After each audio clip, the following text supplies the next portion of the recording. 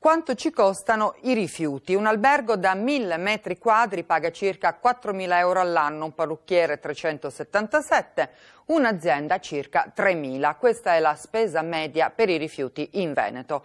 Adesso Unioncamere ha deciso di istituire un osservatorio regionale sulle tariffe.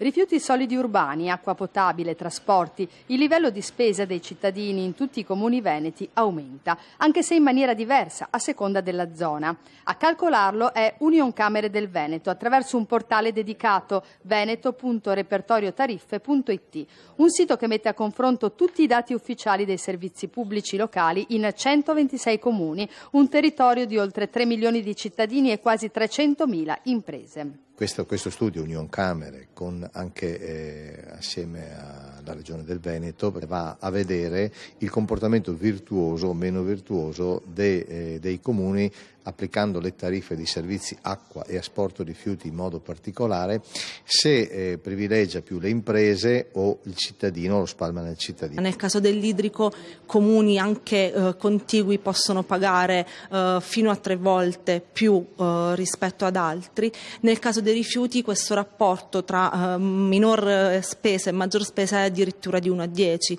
Un quadro variabile. A Venezia il servizio di raccolta rifiuti è 10 volte più caro rispetto a quello di Chiampo. A Padova la decisione è stata quella di agevolare le imprese, a Treviso i privati.